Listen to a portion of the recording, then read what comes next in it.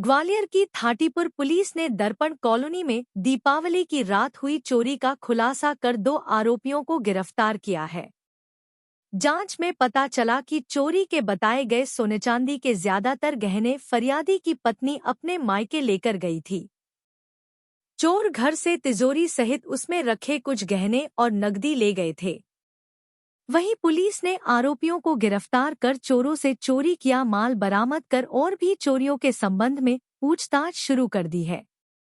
दरअसल ग्वालियर के थाटीपुर थाना क्षेत्र के दर्पण कॉलोनी निवासी बसंत भारद्वाज 20 अक्टूबर को परिवार सहित दिवाली मनाने अपने गांव देभई जिला दतिया गए थे। 22 अक्टूबर को उन्हें सूचना मिली कि उनके घर का ताला टूटा हुआ है। जब वे लौटे तो देखा कि अलमारी में रखी तिजोरी गायब थी। तिजोरी में 38 तोला सोना, चांदी के जेवर और करीब 50,000 रुपए नगद चोरी हो गए थे। पुलिस ने फरियादी बसंत की शिकायत पर अज्ञात चोरों के खिलाफ मामला दर्ज किया था, लेकिन बसंत की पत्नी तिजोरी से ज्यादातर सोने चांदी के गहने और 20,000 रुपए निकालकर अपने मायके ले गई थी। इसके बाद बसंत ने शपथ पत्र देकर पुलिस को इसकी जानकारी दी।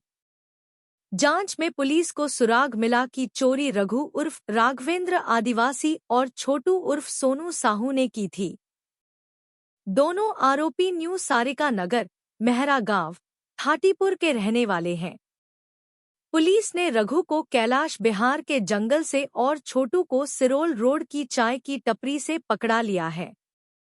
पूछताछ में दोनों ने चोरी करना कबूल किया है। उनकी निशानदेही पर पुलिस ने तिजोरी, सोने का मंगलसूत्र, झुमकी, अंगूठी, चांदी की पायल, 10,000 रुपए नकद और बाइक जब्त की। चोरों ने बताया कि वारदात के बाद चोरों ने तिजोरी को कैलाश बिहार के जंगल में छिपा दिया और चोरी का सामान आपस में आधा-आधा बांट लिया था। दोनों आरोपी शातिर चोर हैं और पहले भी कई चोरी की वारदातें कर चुके हैं। फिलहाल पुलिस गिरफ्तार आरोपियों से अन्य चोरी की वारदात को लेकर पूछताछ में जुट गई है। जी, 22 तारीख को थाटीपुर में दर्पण कॉलोनी में एक चोरी की सूचना प्राप्त हुई थी, जिसमें जब फरियादी आए तो उसमें तुरंत एफआईआर की गई। परंतु 24 तारीख को फरियादी ने अपने घर में चर्चा करी, अपनी पत्नी से चर्चा करी। चर्चा के दौरान उसको यह पता लगा कि जितना सामान उसने एफआईआर में लिखवा दिया है उतना सामान उसका नहीं गया है। काफ़ी सारा सामान उसमें ऐसा था जो उसकी पत्नी दिवाली पूजन के बाद अपने मायके लेकर चली गई थी, जिसके बारे में उसको जानकारी नहीं थी। 24 तारीख को उसने हमें शपथ पत्र दिया कि कौन कौन सा उसका सामान चला गया है और कौन कौन सा उसका सामान जो है घर में ही रिश्तेदारों के पास पाया गया है। उसके हिसाब से हम काम करते रहे। इसमें पूरी कार्रवाई में हमारे SP sir Dharmveer Singh sir के अंडर में निर्देशन में हमने काम किया।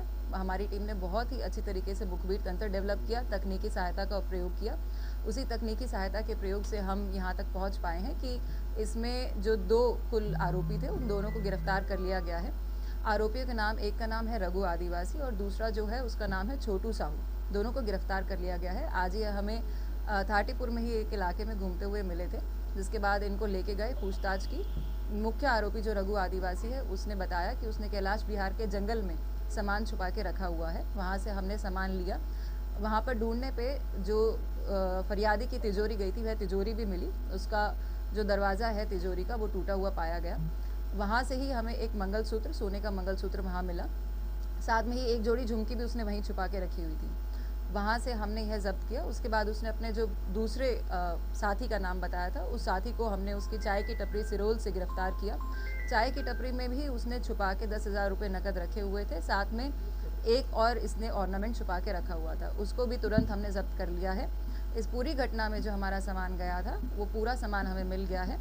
केवल 20,000 रुपये ऐसे हैं जो इन्होंने बताए हैं कि उन्होंने खर्च कर दिए गए हैं। उसके अलावा कैश, चांदी का सामान, सोने का सामान पूर्ण रूप से हमारी जब्ती इसमें हो चुकी है। फरियादी द्वारा कितना लिखा गया था और कितना माल बरामद किया गया? फरियादी के द्वारा जो है इस घटना में काफ़ी लिखवाया गया था। इसमें एफआईआर जो हुई थी वो कुल राशि जो है उसमें 4,90,000 की लिखवाई गई थी, परंतु सामान उतने का नहीं था। जितना सामान उसने अब बताया शपथ पत्र के माध्यम से वह हमें मिल चुका है।